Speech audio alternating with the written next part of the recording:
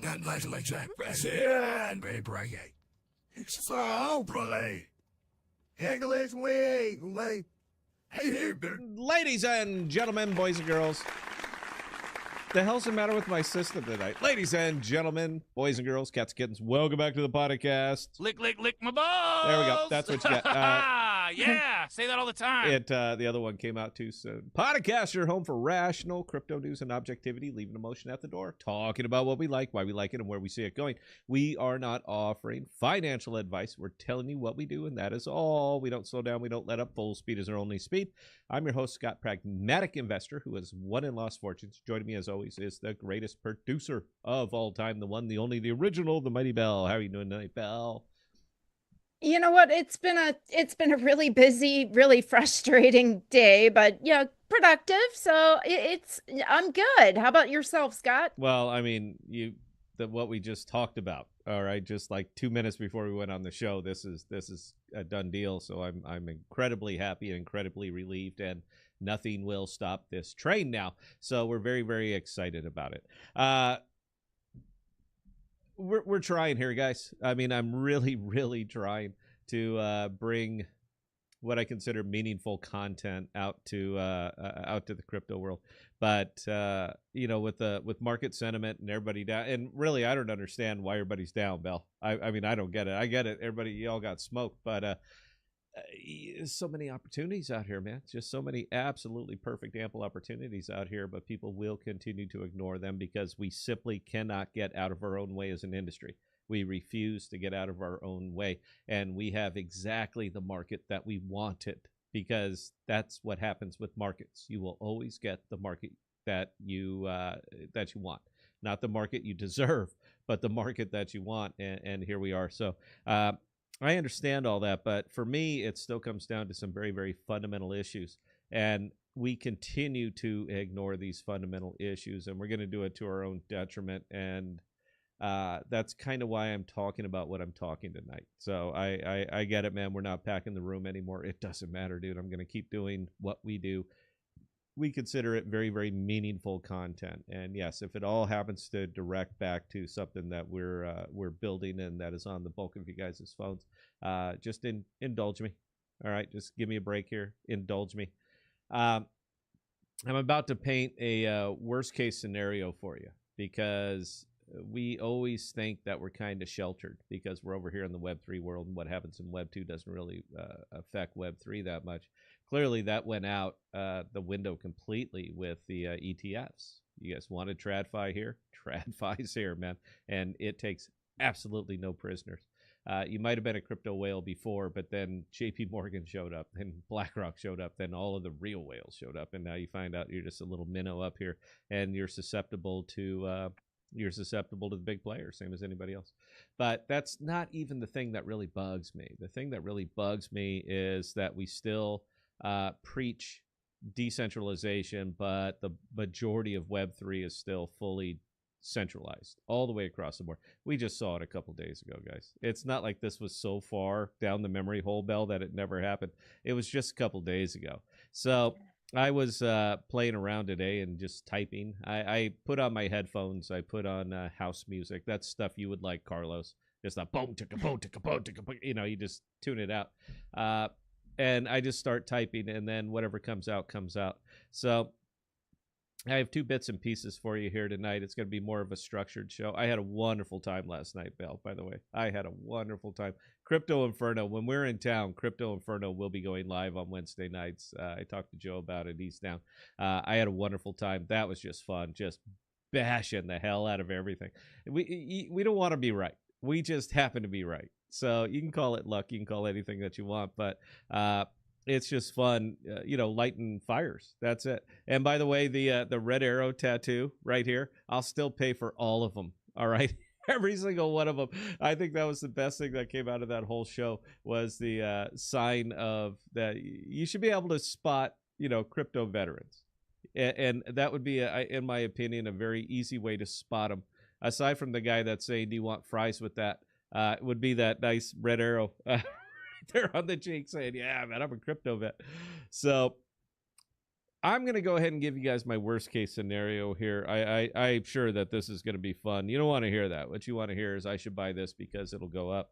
I have no damn idea. The only thing that I'm still sold on is Jackal and Akash and Astrovault. That's it. Those are the things that I'm still sold on because I understand what drives value to them. I understand what a healthy ecosystem should look like. And we're in the process of making sure that this ecosystem gets very, very healthy. So, of course, I'm going to have my money in where I think the money is smartest. In this case, that's it. So I'm going to take a drink here, Belle. And while I do, if we have any comments, questions, whatever, get them out of the way because I'm going to roll on this for about 10, 15 minutes. So please. All right. So, Braden, regarding the song playing before show, what's the name of this song? I think Dancing in the Moonlight. I think. I don't know, man. Look, if you want it, hit up Sofa Ninja's got them all, man. Just send him your Sigea user ID and he'll send them over to you. All of these songs Well, are I mean, available. he is our employee, so he can message us directly. Yeah, or you can just message us directly and I'll go ahead and send you the song. Man, just post your Sigea user ID in there, bro. Man, when we go to break, I'll shoot it over to you. It's not a problem. All right. Anything else before I go ahead and get into this? That was it for the moment. All right, perfect. It's going to be one of them nights. So, now, in the interest of full disclosure, I want to make sure you guys know we're recording these, and these turn into really, really big videos because we record in high def. So they go 2.5 gigs or so. But I'm just going to record them and shoot them over. I do not feel centered here, Belle. What the hell? Why do I not feel centered in my own frame? Is that centered? Because I'm about to hit record. Is that centered, everybody? Am I just about You the middle? need to move. You need to move to your left just a little. I'm not going to keep doing this. Moving to my left more. All right, hang on. I'll tell you what. Oh God, I don't want to bump because I'm going to bump the damn table. There. Is that okay? Can I roll with this? Because I feel like I'm dead That's center. better. Okay. So these videos end up coming about 2.5 gigs. Right after the show, I take them, I can them, and I just sig them over to Sofa Jason, and he does his thing with them. And we're kind of killing two birds with one stone here because we have to do it because half of the rest of the year, Belle and I are on the road. I mean, that's it. We are not here. We are gone. So we have to get as much content done as we can while we were here. So that's why we're doing what we're doing. And if it sounds like this is a video being shot during the middle of a live stream, it is a video being shot during the middle of a live stream. Please get in your questions, chat it up, get in your comments, get everything. We'll answer at the bottom of this. We'll take a break. We'll roll on to the next piece. But this is what I consider one of the fundamental failures of the market that we have and the market that we've built. And I'm going to give you a worst case scenario here. I'm not saying I'm right. I'm saying that it is possible. It is possible. So right now we are off. We are rolling, hitting the button. And let me say, ladies and gentlemen, builders, dreamers, and stewards of the decentralized future, gather close. We stand at a crossroads in the evolution of Web3, and the ground beneath us is shaking.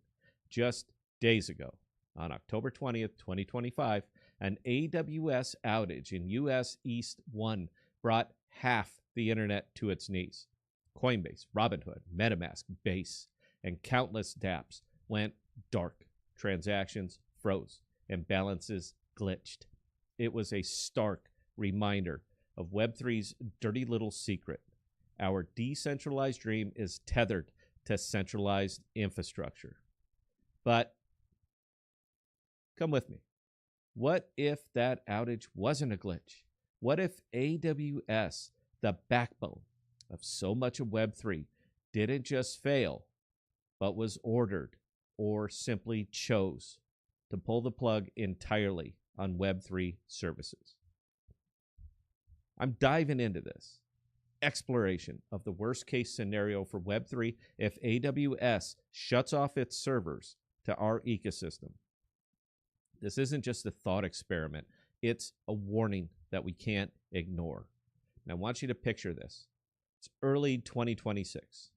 Amazon Web Services, under pressure from regulators, a court order, or its own corporate calculus, announces it will no longer host Web3 related services.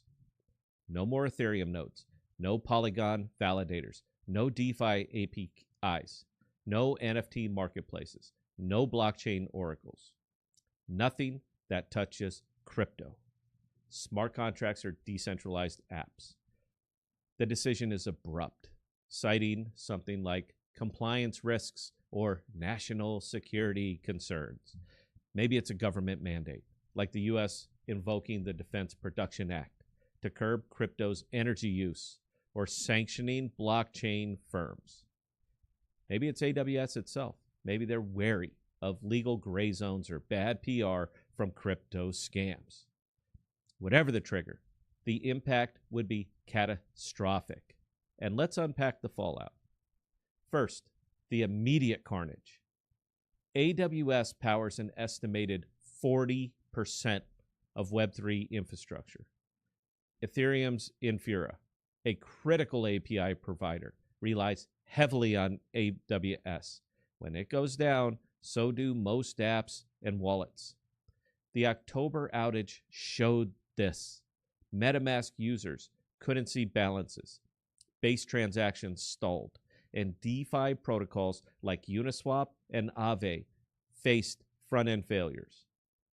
Now, imagine that's not a few hours, but permanent. Every Web3 project hosted on AWS, Alchemy, QuickNode, Chainlink's oracles, OpenSea's backend, goes offline overnight. Trading halts. Smart contracts become unreachable. NFTs vanish from marketplaces. Your DeFi yield farming, frozen. Your DAO's governance vote, inaccessible. The $2 trillion crypto market bleeds billions in hours as panic sets in. X posts from that day would explode. Web3 is down. AWS just killed crypto. The hashtag AWS blackout trends globally as users scramble. But it gets worse. Web3's reliance on AWS isn't just about hosting dApps. It's about nodes. Over 60% of Ethereum nodes run on centralized clouds, with AWS being the largest provider. Now, if AWS bans Web3, those nodes vanish. Ethereum's network, which is already strained by scaling issues, could lose enough nodes to slow transaction validation to a crawl. Finality delays skyrocket. And you need to be thinking hours, not seconds, for a transaction to confirm. Smaller chains like Polygon or Arbitrum, heavily dependent on AWS-hosted validators, might face consensus failures. Picture a blockchain where validators can't communicate. Forks emerge, double spending risks spike, and trust in the network erodes, evaporates. Now, Bitcoin's going to limp along. Its miners are more distributed. But Ethereum, Solana, and Layer 2s, they are gutted. The ripple effect hits users and businesses next. Without AWS, Web3's user-facing apps, think wallets, exchanges, marketplaces, they lose their front ends. You try to log into Coinbase, you know what you're going to see? Error 503. You check your MetaMask, no connection to node. Your NFT collection on OpenSea, it's just a blank page. Businesses built on Web3, NFT creators, DeFi startups, metaverse platforms face existential threats. A small NFT studio with its assets pinned to AWS-hosted IPFS nodes loses its entire catalog. A DeFi protocol with 500 million in total value locked can't process withdrawals. Now you think about that for a second. Customers rage, lawsuits pile up, and small projects go bankrupt. Larger players like Coinbase, they might pivot to other clouds, but the mitigation takes weeks. It could take months. Time that they don't have in a market that moves at light speed. Now let's talk economics. The crypto market is already insanely volatile, but an AWS ban would trigger a death spiral. Investors, spooked by inaccessible platforms and stalled networks, they dump tokens in mass. Ethereum could crash below $1,000. Altcoins like Solana or Cardano, they could lose 70, 80, or 90% more of their value. Stable coins, this is the problem, reliant on AWS-hosted oracles for price feeds. They wobble as trust in their pegs falters. Tether or USDC depegging, we've seen it. That's a $100 billion plus shockwave. Margin calls liquidate leverage traders because there's nothing you can do about it. Exchanges face insolvency, and the contagion spreads to traditional markets now. Remember, BlackRock and Fidelity own crypto ETFs. The Dow could drop 1,000 points as headlines scream, crypto collapse, AWS pulls plug. The regulatory fallout is just as an AWS ban, especially if it was government ordered, signals open season on Web3. Other cloud giants, Google Cloud, Azure, they're going to follow suit, featuring and fearing similar pressure. Governments, emboldened by the precedent, escalate crackdowns. The U.S. could label crypto a national security risk, citing energy use or illicit finance.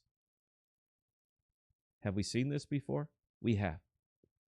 China-style bans spread to other nations. Developers flee jurisdictions. But where do they go?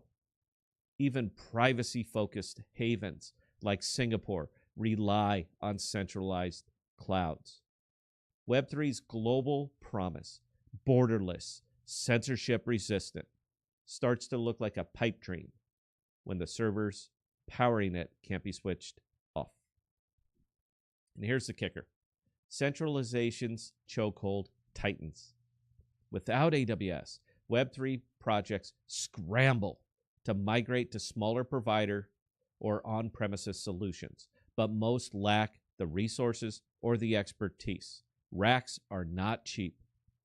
Google Cloud and Azure, if they don't ban Web3 outright, jack prices, knowing they've got a captive market. Smaller clouds like Hetzner or DigitalOcean, they can't handle the scale. You're trying to fit an ocean into a bucket. Projects that survive face higher costs, slower performance, and constant outages. Users abandon ship. They're fed up with clunky dApps and unreliable wallets. Web3's user base is already niche at maybe 30 million globally, and it shrinks as normies return to Web2 apps like PayPal or Dropbox, which, guess what, Bell? Run fine on AWS. The cultural impact is devastating. Web3's ethos, decentralization, self-sovereignty, trustlessness, it takes a beating. Critics crow. You see, it was all hype. The narrative shifts. Blockchains can't deliver without big tech's crutches. Developers lose faith. Many pivot to AI or traditional tech where funding and infra are more stable. The talent drain kills innovation. DAOs dissolve as members bicker over migration plans. What about the metaverse? Dead in the water without scalable hosting.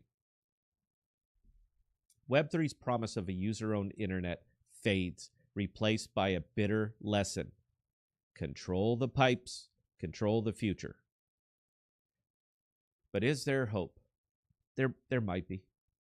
Some projects could survive by leaning on truly decentralized infrastructure. Networks like Akash, like Render, which I've championed before, they could step up. Akash's peer-to-peer compute marketplace, running on independent providers across 50-plus global locations. They do offer a lifeline. Filecoin or Arweave could handle storage. But the reality, most Web3 projects aren't ready. Only 5% 5% of dApps use fully decentralized hosting. Migration to a cache or similar, it takes time, it takes money, and it takes technical know-how. Resources most startups burned on marketing or token launches. And even if they pivot, user trust would not recover. A year after an AWS ban, Web3 would be a ghost town. A few diehards, we call them community members, running nodes on Raspberry Pis while the mainstream moves on. The numbers paint a grim picture. AWS hosts over $500 billion in Web3 market cap indirectly. A ban could wipe out half that value in days. Ethereum's daily transaction volume, $10 billion, could drop 90% without nodes. DeFi's $100 billion TVL, at least 60% is at risk. And the human cost, millions of users locked out, billions in wealth destroyed, and a generation of builders disillusioned. So what's the lesson here? Web3 survival hinges on cutting the cord from centralized giants. We cannot keep building decentralized dreams on centralized foundations. The AWS outage was a warning shot. A ban would be a kill shot. Start now. Migrate to a cache, Filecoin, any edge network you can find. Fund deep-in projects. Run your own nodes. If we don't, Web3 risks becoming a cautionary tale, a revolution that failed because it trusted the wrong hands. The clock's ticking. Let's build an internet that can't be unplugged. Thank you for hearing me out. That's it, Belle. That's my whole pitch. Did you like it? Did you enjoy that? I think that shocked a lot of people, but it really, it really shouldn't shock people. I'm not even a little bit wrong on this. I mean, I'm not even a little bit wrong on this. We operate as a whole, as a market, we operate with the permission of centralized compute. We absolutely do. They say, sure, you can have your DEX. Sure, we'll host your front end. Sure, we'll host your APIs. They agree to do it. But at a single moment, they can just simply say, nope, we don't want you anymore. Go fuck yourself. And what? And usually when one does, they all do. Yeah, because they're all going to follow suit. All right, they're all lockstep. I've worked for all of these businesses. Isn't it weird that the price is the same? Doesn't matter who you talk to. The price is the same across the board. Isn't that weird in a competitive market like this? So anyway, that was my first bit. There's good news. It's coming up in the second bit. I sure hope you stick around for that one. But, Belle, do we have any... Yeah, we're about at time. Do we have any questions, comments, or concerns? We've got a few, actually. So, Sigea fan, wonder how much of the Web3 projects are on some of the other cloud providers other than AWS. AWS as a whole controls anywhere from 33 to 36% of the entire world's compute marketplace. Azure and the rest of them are not far. The rest of them, I'm sorry, I got the hiccups. The rest of them are not far behind. So if those three big powerhouses at a lark, say Meta, Azure, AWS, decided, I got the hiccups, decided to pull the plug at one time, there would be no Web3. The only thing that would still be running, interestingly, Belle, is Sigea. Sigea will still work. We wouldn't even know that we're down. Yeah, Sigea will work. We wouldn't even know. Anyway, okay. We wouldn't even know. So by market cap, I actually have a list of the top cloud providers, and there are a lot more applications than you would think that are built on these. Yeah, take it away. Coming in number one is Microsoft Azure. Yep. With a $3.2 trillion market cap and over 1.5 million users. Second place is AWS at a $2 trillion market cap, also with over 1.5 million users. Google Cloud Platform coming in third at 1.8 trillion with over 1.2 million users. Yeah, but Google's expanding quick. My God, They I spent the are. last. They're the youngest, but they are growing. Oh God, I spent the last 2 years of my life out there in Omaha, building those damn things. My goodness, they are putting them up quick. And by the way, for any of you guys, there is no arc flash rating of 189 cal. All right, why did you put stickers on these boxes that say 189 cal? There is no such thing as I spent hours going over. Well, no, we did the numbers and it's 189 cal. There is no such thing. All right, there is no such number. 189 cal would be like a nuclear reactor. All right, these are just batteries, dude. They're what? I'm sorry. Go ahead, Bill. All right, anyway, coming in number 4, Alibaba at 350 billion market cap with over 1 million users. You know, that's what I never did any work for them.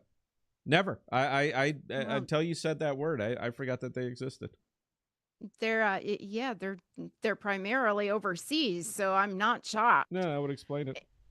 The next one coming in is Oracle at 320 billion with over 600,000 users. SAP is coming in next at 180 billion with over 250,000 users. Salesforce coming in at 170 billion market cap and over 200,000 users. IBM Cloud. Ugh. Okay, IBM Cloud, 150 billion market cap with over 150,000 users. Tencent Cloud, 90 billion with over 500,000 users. VMware Cloud. I remember them. Yeah, no, I remember VMware. Yeah, $70 billion market cap with over 400,000 users. DigitalOcean coming in at an $8 billion market cap and over 700,000 users.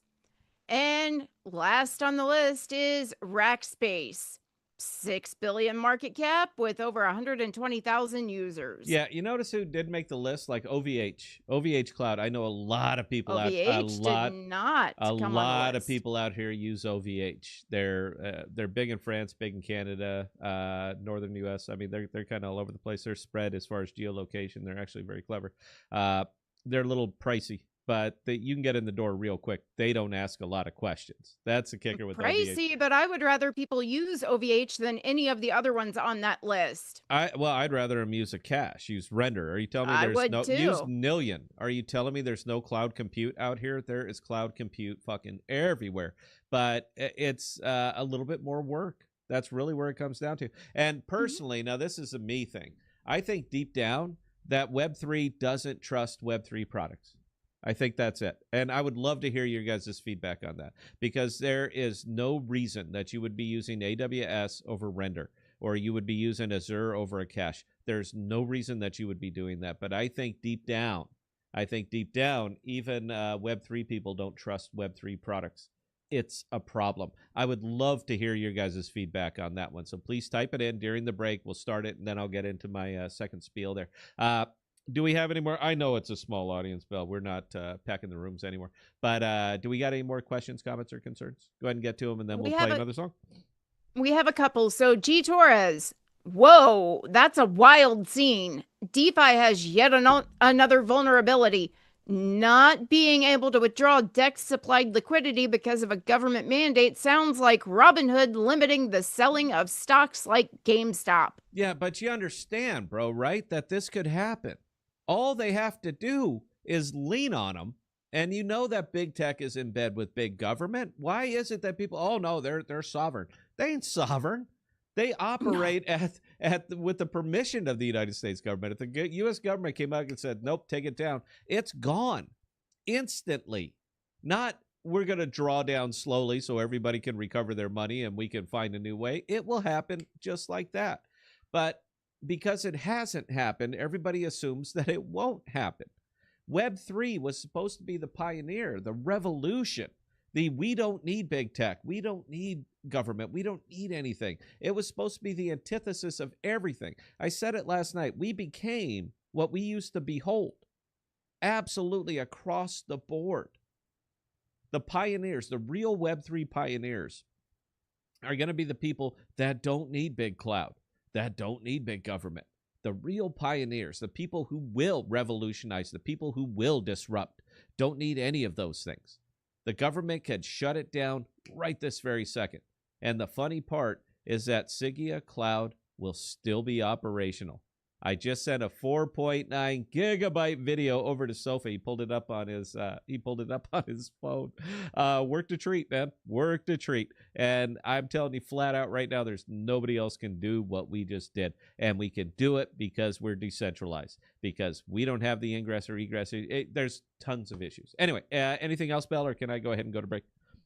Deep House Nation, what's interesting is last time I withdrew crypto off Coinbase, they had some message about the benefits of keeping it on. Of course they did, man. Look, you've all seen Wolf of Wall Street, right? I mean, literally, the whole entire thing was explained with Matthew McConaughey and Leo sitting at that table. It's for, keep it in, all right? I got another brilliant idea. Yes, you made a bunch of money. Don't withdraw it. I got another brilliant idea. Coinbase doesn't want the money to leave. They take it and they invest it. So they want you to keep it on there because they're earning interest on it. They're earning more interest on the money you leave on there than they're paying you. That's what's happening here. Of course, they don't want you to withdraw. And if for some reason all of our centralized off-ramps decided at a single moment's notice that you can't off-ramp anymore, what do you think will happen to crypto? What do you think would happen to it at that very moment? Because now all you have is digital nothing that has no real-world value because you can't get it back. You cannot turn it into money. That's a problem. I know it can never happen, guys, right? It can never happen. And it never will until it does. That quick. Anything else, Bell, or can I go ahead and take one? Deep House Nation, I'm sure I missed it, but will Akash moving to some new chain in the near future significantly impact Sigea, Jackal, etc.? No. I did speak to Greg about this, and no, man. Look, you got to think about what they're doing right there. And I happen to agree with the move. Their security is incredibly expensive. That's the L1, paying the validators, paying all that other stuff. Security is incredibly expensive. And even though they have a very rugged L1, I mean, we've never had problems out of Akash. We've never had issues out of it. So it is purpose built. They're paying a great deal of money to produce those blocks. So if there's an opportunity to produce them cheaper, but provide a similar amount of security for the chain, yes, you should absolutely do that. We're just paying in a different token, man. Nothing changes for us. Even if Jackal was to suddenly close up the Jackal chain and go over to a shared security system, it doesn't affect our storage providers. We're just paying them with a different token. So anybody going into cost cutting right now, I happen to agree with. I think it's important. I don't know about Jackal. I know Patrick has come out and said that they're entertaining a move, but Jackal validators are overworked. I mean, it is a lot that has to go on with the amount of files and transactions that we're talking about. So them finding a shared security, I think that would be, you're going to need something really, really stout to handle that kind of action. But Akash, I believe, can. I don't think that's, because once we're done, once I pay Akash, I have nothing to do with Akash anymore. I pay them. That's what the chain is for. They hook me up with the provider. That's what it's for. And then we're done. We don't talk anymore. The only time us and Akash talk is when we go to refill the Akash tokens for the servers. Aside from that, it really doesn't matter what token I'm using, man. I don't care. Hope that answers the question, Bell. One more that you can answer. I'm going to queue up a song. Well, the next one's going to be a little difficult to answer. So I would say let's go ahead and go to break. And then, Adam, we'll get to your question as soon as we're back. Okay, let me pick out a song here. What am I going to do, Bell? I don't know. I don't have a song up. Okay, yeah, I got it. All right, guys, we'll be right back.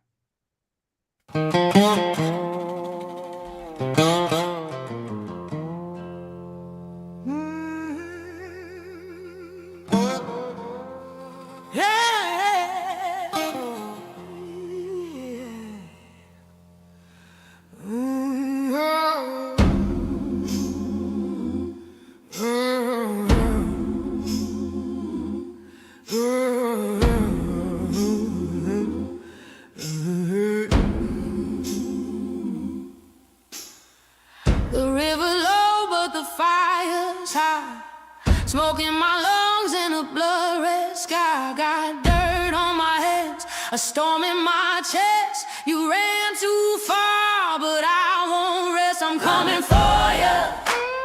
Don't you know? Feel the thunder. Hear it roll. I'm coming for you. Heart of cold, you can't hide. You can't go.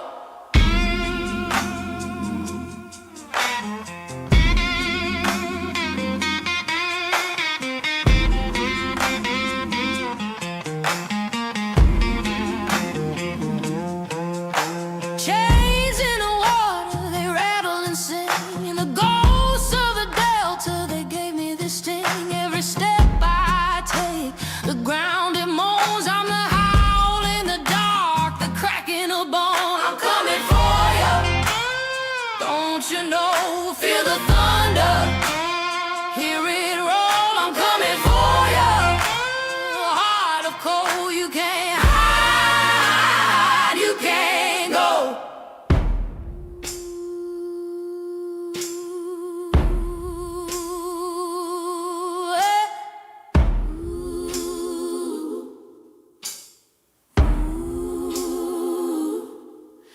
The wind don't whisper, it screams your name. I'm the preacher, the choir, the judgment flame. Your sins are the roots, my fury the flood, and I'll find you. Oh, I'll find you in the sweat and the mud. Ooh. Not like that. President, baby.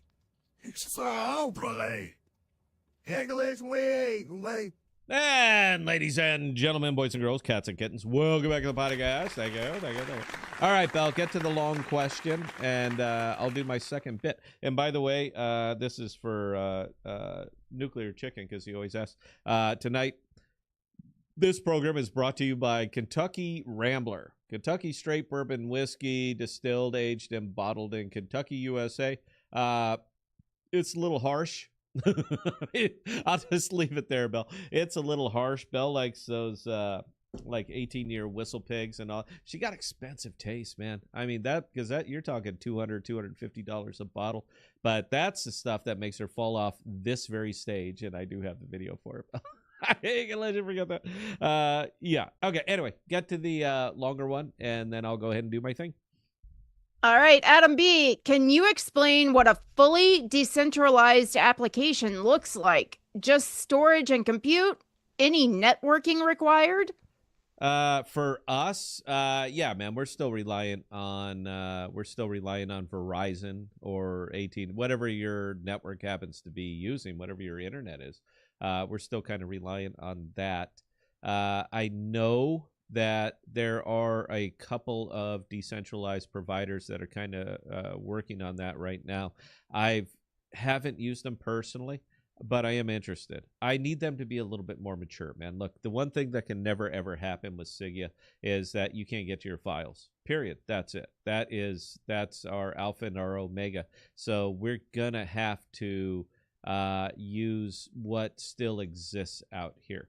But I'm not sure, and I could be wrong. I'm sure that we got somebody in the audience that works in this industry, but I'm not sure that they can completely just geo-block the entire United States, saying that I can't go to this particular website or wherever we end up. Now, our servers, they don't say Sigea Cloud on them. All right, they don't say anything on them. Our storage layer doesn't say Sigea Cloud on it. It doesn't say anything on it.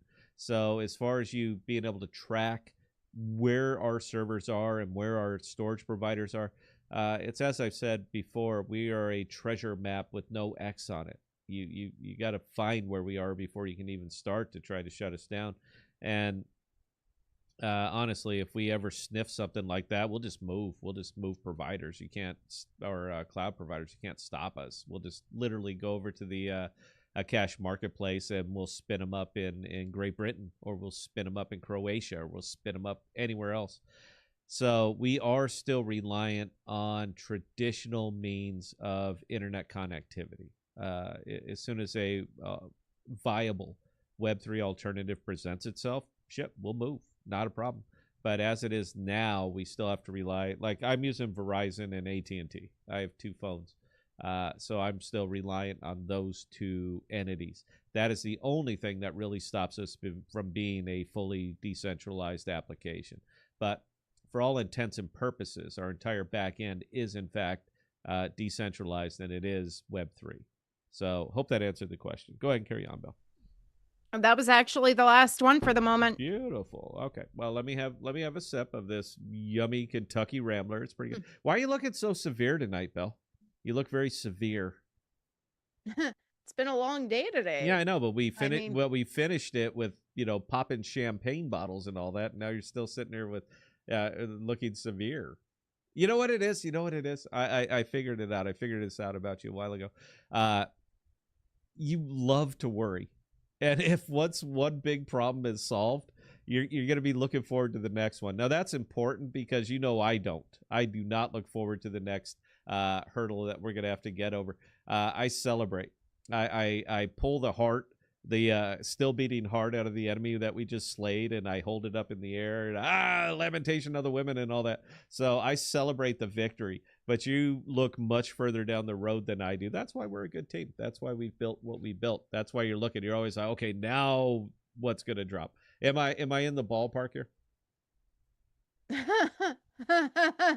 I mean, if you think I want to worry, yeah, you've got another thing coming. No, I think that you like to. I think that's part of your id. This is what makes you who you are. All right. 120 proof gives me the hiccup spell. Make a note. I won't drink it on the stream anymore. 120 proof is a little bit much. All right. So for the first time in a long time today, one of the Web3 components that we're using as part of Sigea Cloud actually gave us a shout out. And it's been a very, very long time. When I say very, I mean it's never happened. But we actually got a shout out today from one of the founders of these other Web3 layers that we're using over here. Greg from Akash actually gave us a shout out. So I'm going to give you guys a little bit of an infomercial here. It's not really an infomercial. It segues beautifully off from what I just talked about, because I don't want to just point out problems. I want to offer solutions. And this is the solution that we have embraced 100%. And when the worst did happen, we stood up. And Bell, how can you not high five that? See if you can high five me, Bell. Look. See if you can high five me on the screen. Look at that. Yay! See that? That's how clever we are. I'm going to clip that frame, by the way. I'm going to run it through AI, and I'm going to see what I can make it do. Make her pull out one of those little, the wee whistle things, or throw confetti in the air or something like that. I'm having a good time, Bell. Let me enjoy my night. So I kind of feel like we owe them this one. It's nice. It's nice getting a little bit of recognition from the people that you're paying. And because I still consider what we're doing so unique over here in the space, it just means that much more to me. So I kind of feel like I owe them this one. So I'm going to go ahead and do a read. It's not simply about Akash. It happens to be because that's who we're using. If we fill up all of the Akash boxes, we'll move to Render. We'll move to Nilium. We'll move to whoever can actually provide us cloud compute. But we will never touch iCloud. We'll never touch Azure. We'll never touch Meta. We'll never touch AWS. We can never touch anything. But the Web3 world is a big space. So I'm sure there's plenty of compute out here. And we're just going to keep growing until we fill it all up. So like the last one, guys, this is kind of more infomercial-ish. I'm recording these. I send them over to Jason. He does his thing. So Bell, we're going live in 3, in 2, in 1, and there we go.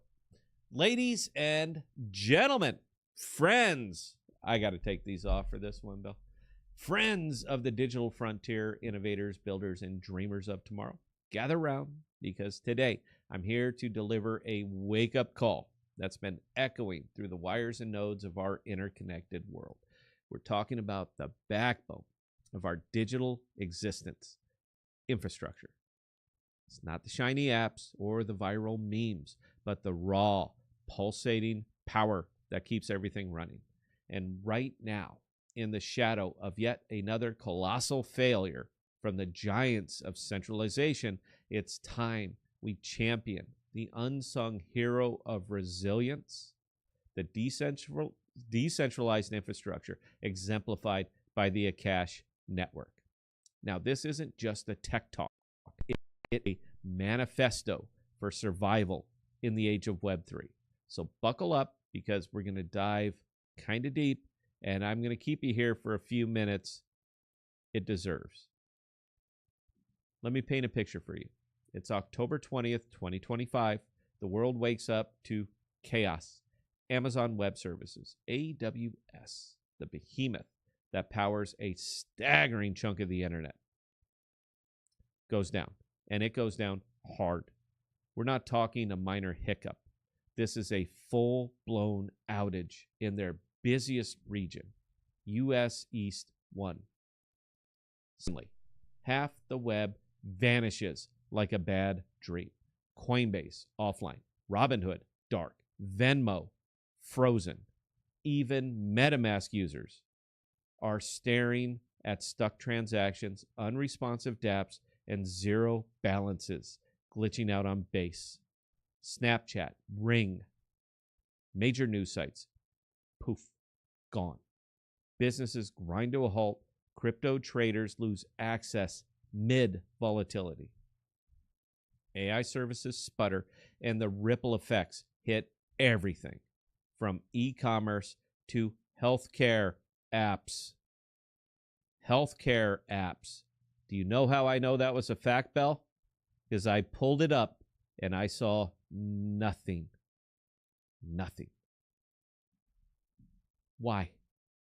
Because one internal network error in AWS's EC2 cascades through DynamoDB, SQS, and beyond.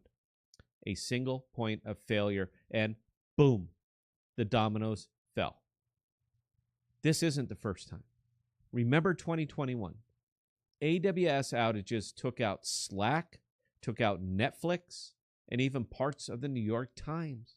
Or 2017, when a typo in a command wiped out S3 storage for days, costing companies billions. Centralized infrastructure is like building your castle on a volcano. It is impressive until it erupts.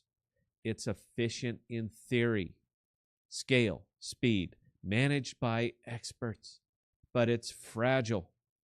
One glitch, one cyber attack, one natural disaster, and the whole empire crumbles. This was 3 days ago. What about Web3? Now that's where the irony kicks in.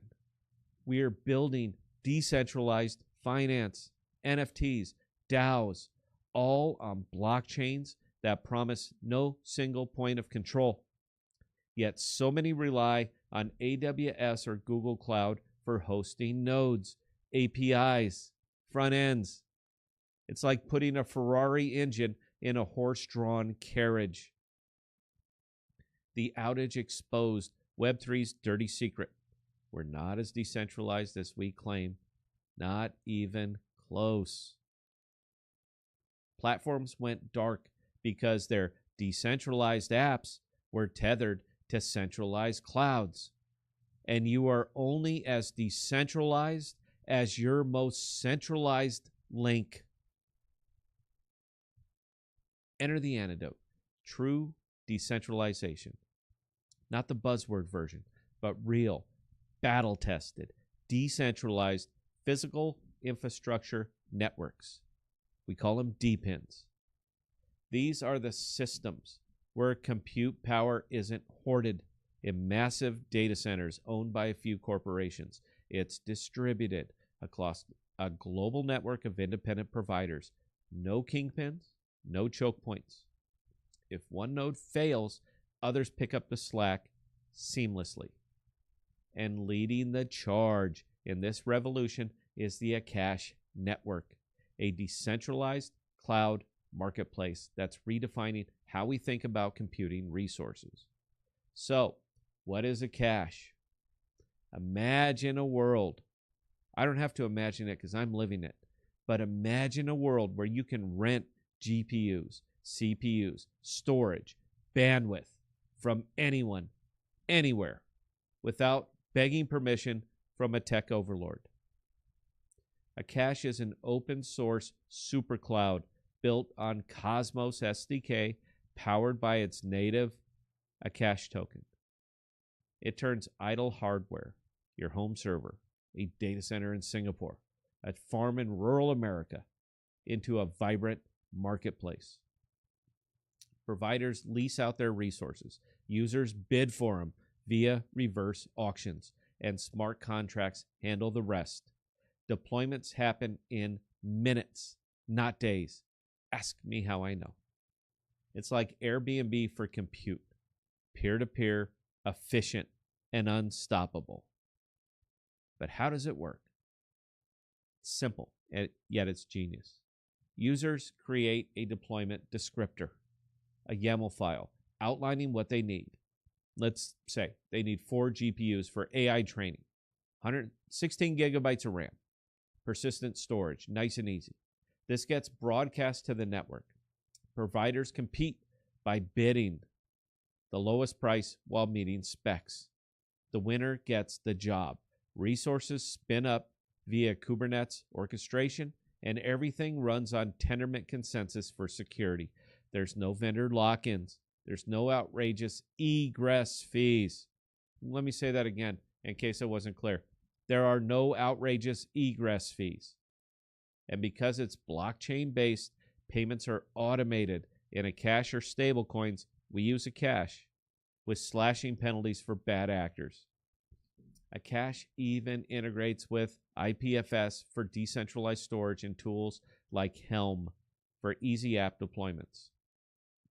Now, contrast this with Amazon Web Services. On AWS, you're at the mercy of their pricing, their regions, their uptime, SLAs, which, as we've seen, are certainly not ironclad. How about Akash? During that October 20 outage, while AWS clients scrambled, Akash providers just kept humming along. Why? Because it isn't tied to one company's infrastructure. Its nodes are scattered across dozens of independent data centers worldwide, over 50 locations, from Europe to Asia to the Americas. No single outage can take it down. It just can't. Reports from the community and network metrics showed uninterrupted service. AI inferences chugging away. Machine learning models training without a blip. DApp stayed online. How do I know? Because it's RDAP. One X post from Akash's official account nailed it. Every time AWS goes down, half the internet disappears. But not on Akash. It's an app chain on its own L1, resilient by design. This resilience isn't just anecdotal. Akash's decentralized model inherently migrates risks. Centralized clouds like AWS, Google Cloud, or Azure are honeypots for attacks. DDoS, ransomware, or even government subpoenas. Let me say that one more time, Bell. Should I repeat that? I'm going to go ahead and repeat that. DDoS, ransomware, or even government subpoenas. Do you remember when AWS booted Parler off the web? Censorship at the flip of a switch. Now, on Akash, no one entity controls the levers. Providers are sovereign. If one bows out, others step in.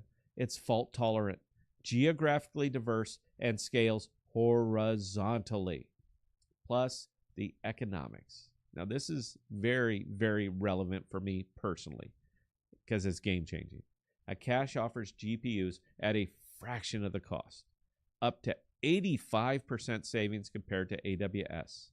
A NVIDIA A100 GPU on AWS might run you $3 to $4 per hour, and that's exactly what it runs you. On Akash, it's usually under $1, sometimes as low as 50 cents, depending on the bids.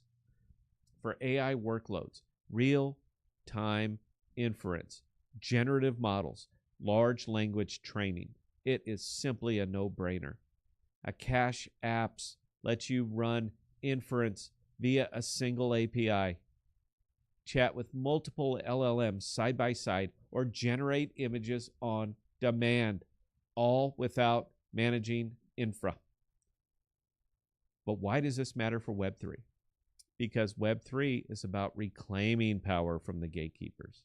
Blockchain promises trustless systems, but if your DeFi protocols, Oracle feeds, or your NFT marketplace's backend runs on AWS, you're building on quicksand.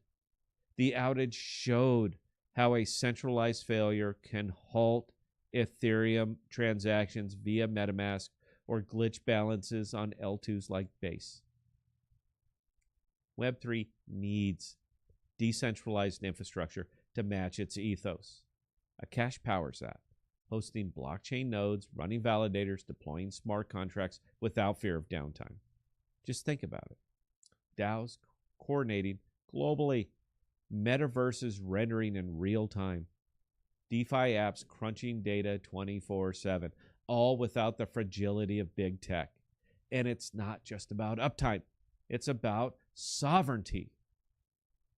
In a world of increasing regulation, decentralized infra resists censorship. No government can easily shut down a distributed network. It's eco-friendlier too. Akash utilizes underused hardware, reducing the need for energy-guzzling mega data centers. Ask me about energy-guzzling mega data centers. Providers earn Akash for contributing, incentivizing efficiency. As Web3 evolves into Web4, because that's where we're heading with AI integration, Akash is a bridge. It's cheap. It's abundant GPUs for training models that power decentralized AI, like federated learning or on-chain predictions. Now, critics might say, but Akash has risks, volatility in provider quality, potential for higher latency, and those are all fair points. But the network mitigates them with reputation systems, audits, and over 99% customer satisfaction. I am a customer. Bell is a customer. Are you satisfied with the service that we're receiving from Akash, Bell? You can go ahead and pipe in. Well, yeah, I'm satisfied with the service we receive from Akash. It's battle hardened, guys. Q2 2025 reports show surging adoption with network activity booming compared to AWS's repeated outages. Akash's decentralization wins. So, where do we go from here? That outage, that wasn't a fluke. It's a symptom of a broken system. We need to build on foundations that can't be toppled. Migrate to Akash. Experiment with its console. Deploy your first workload. Join the community. Web3 builders. Integrate Akash for your nodes and APIs. Investors. You do you, bro. In my opinion, the future is decentralized. Not because it's trendy, but because it's necessary. Imagine a world where the internet doesn't disappear when one server hiccups, where innovation flows freely, costs plummet, and power is in the hands of the many. That is the promise of real decentralized infrastructure like Akash. It's not just surviving outages, it's thriving beyond them. Thank you for your time. Now go build the unbreakable web the way we promised. The ethos, the reason that we're in blockchain. Thank you so much. All right, Belle, the recording is done. I enjoyed the hell out of that. Belle, what do you think?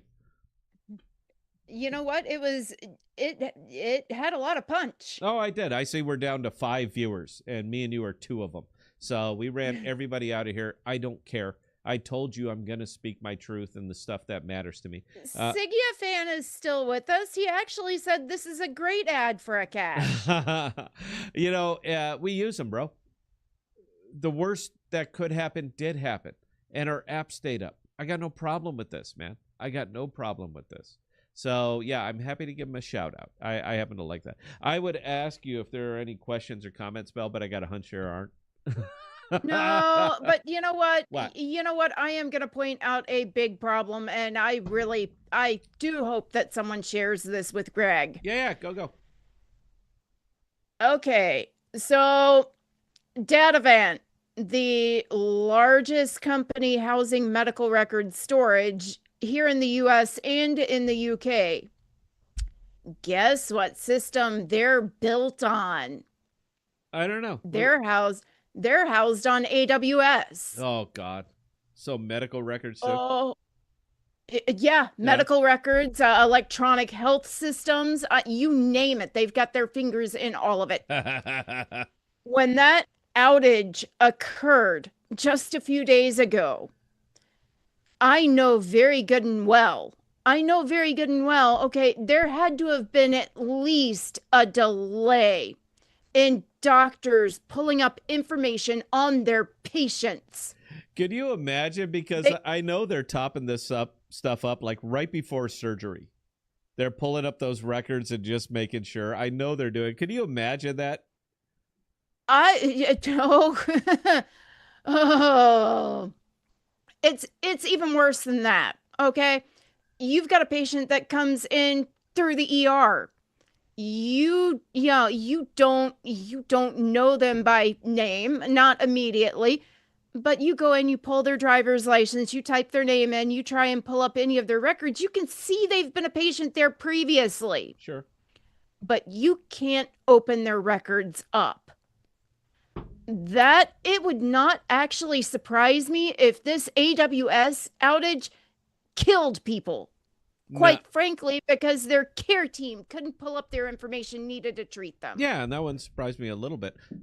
Look, I this is my field, Bill. This is what I do. And I can tell you, we love it when the blinking lights are blinking. But we're not really concerned about the human cost when they stop blinking. The only thing that we care about is how do we make them blink again. I understand that sounds very, very simple and very, very binary, but it's the God's honest truth. We don't care. When we're in there in those big gray buildings that house all this shit, we don't care. The only thing that we care about are that those lights blink. And when they're done blinking, or when they stop blinking and we make them blink again, we're done. We don't care about the human cost. The human cost is completely irrelevant to these things. They don't matter. All that matters is we're up now. Sorry about what happened. And that's it. All we do is say we're sorry and start writing checks for violating the SLAs. But that's it. Aside from that, they simply don't care. There's no interest in it. We'll pay off who we need to pay off, and then we're going to move on to until we get the next outage. This is the God's honest truth. It's simply about money. My point is, Akash never went down. No. They never went down. So who do you realistically think should be responsible for housing medical records? Yeah, but then it goes back to the question that I asked earlier, Bill. Even Web3 doesn't trust Web3 products.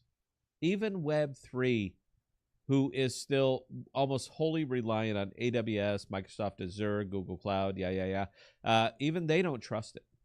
So that's why Akash is more Web 2.5 than Web 3. There are real world applications that they should be chasing. Yes, and that's why I wear that Cloud 2.5 t-shirt. I'm telling you, man, look, Web 3 is what we have right now, and Web 3 is fully reliant on centralized providers. And I'm going to say 90% of Web 3 is fully reliant on centralized providers. Web 4 is going to be the next thing that comes out, and it will be the internet that we actually deserve, not the one that we have. The internet that is actually censorship proof. The one where you can just, you do you, bro, and let the chips fall. That is the internet. That's what I'm striving for. That's what I want. Currently, Sigea Cloud is a Web 2.5 project because we're still going after the Web 2 clientele because we have to. They have money, and we're going after where the money is, man. Just welcome to it. But Web 3, the way that we've monikered it, is barely Web 3. It is closer to Web 2.1. Web 4 is going to be when we are actually running on all of the decentralized DPIN rails, or all of the decentralized rails that we've already built up. As soon as the people who live out here on the fringes, like us, start utilizing the infrastructure that was built to support them, then we become Web 4. Then we pivot off to the actual internet we deserve and not the internet that we have. Now, is that going to happen right away? No. This space is filled with scammers, charlatans, hustlers, coals, douchebags who only care about extraction. They don't care about building fuck all. They get paid with tokens to talk about tokens for you to buy the tokens, and then they blow you apart. And then they move on to the next thing. That is the Web3 that we currently have. I'm saying that we deserve something better. I'm saying that we deserve something better. I'd love your thoughts. Anyway, is that it, Bill? Because I see that you're not even looking at comments. Mackenzie, Cloud 2.5 clothing reminder. Yeah. We were out at, we were on Fremont Street. And somebody asked me about my T-shirt. I was wearing the Cloud 2.5 T-shirt. But it was one of those hustlers that's going to show interest in anything you're wearing to get you to come into their place of business. And I never do this, by the way. I'm not that kind of guy. But I gently grabbed Belle by the elbow and walked her away from this because I was like, yep, this ain't going to end well. Yeah, Cloud 2.5 reminder. Cloud 2.5 is just the bridge. And I'm looking forward to Web 4. Not Web 3. So that's going to be the bridge. Is going to be the 2.5 that's going to be between Web 4 and Web 2 because we already live on the fringe. We already live in this area. So we're first, Belle. We won. I mean, in fact, I'm even going to give us a round of applause for that win there. Anything else, Hunter? Can we go ahead and wrap this one up? Nope, that is it. Perfect. All right. Appreciate it. Look, I know I've been a downer, guys. I understand that. But you have to understand that right now, myself and Belle are singly focused on onboarding. That's it. We don't care about token go up, token go down. It doesn't really matter. Our success or failure is going to drive value to a Web 2.5 app that drives value to a couple of Web3 stack or Web3 products that we happen to be using. So we are singly focused on this. I know because we don't have a token that there's no real interest in this, but even though you guys should really read between the lines here, because the things that we're driving value to are literally going to drive value to those tokens. And that's deep down, that's what you care about. Look, man, I know, man, I'm not a bait in the woods here. This isn't my first fucking day going live. We understand what you want to hear. We just can't bring ourselves to say it. All right. We care about our app. We care about our product. We care about the ethos. And I think we're the last ones, Belle. I think we're the last people out here that actually care about ethos, that the sovereignty of your data and the ability for you to give the middle finger to everybody on the world is more important than token go up. And I get it. It's not interesting. We could easily sell out. At a moment's notice, we can easily sell out. We have a great production. We're very good at this, and simply sit here and shill you fucking tokens. But we're not going to do it. We're just not going to do it. We're going to continue to speak our truth. If you enjoy it, please like, share, subscribe, all that other good stuff. But we're not going to stop. I know, because I just got a call from our business partner asking me, why do we bother doing this? Why do we keep going live? What is the point of us doing this? Because it's important. Because it's important. And Belle and I made an agreement a long, long time ago. If we reach one person, if we help one person, if we change one person's opinion, then it's worth our time, because we believe absolutely that we're correct here. And I know we are. So, yeah, we had a lot of progress on the app today. We had a lot of good news on the BD side, and we'll share it with you when we get back. We're going to be out of town next week, so I don't think you're going to see us again till what, Bill? Friday, maybe? Thursday night, maybe Friday. All right, Thursday night, maybe Friday. So we're out hustling because this is what's necessary to drive a Web 2 application. appreciate you guys sticking with us. I know it was kind of a weird week, but I appreciate you guys sticking with us. We're back on the road. Belle is going to talk us up. She's going to take us out of here. I had a wonderful time. We got 2 good videos. Look for them tomorrow. Cannot thank Greg Asuri himself enough for mentioning us. Nobody else does. I appreciate it. Belle, talk us up. Take us out. All right. Again, ladies and gentlemen, for those of you who joined us this evening, we cannot say thank you guys enough. We do appreciate each and every one of you guys and the comments and questions you send our way. Now, with that being said, today is only Thursday, so we are going to be back on tomorrow night at 6 p.m. Central Standard Time. In between now and tomorrow night, if you guys have any other comments, questions, or concerns, definitely don't hesitate to reach out to either Scott or myself, Scott@thepodcast.com or Bella@thepodcast.com, and we'll get those answered for you. Again, we can't thank you enough, guys, and we'll see you next time.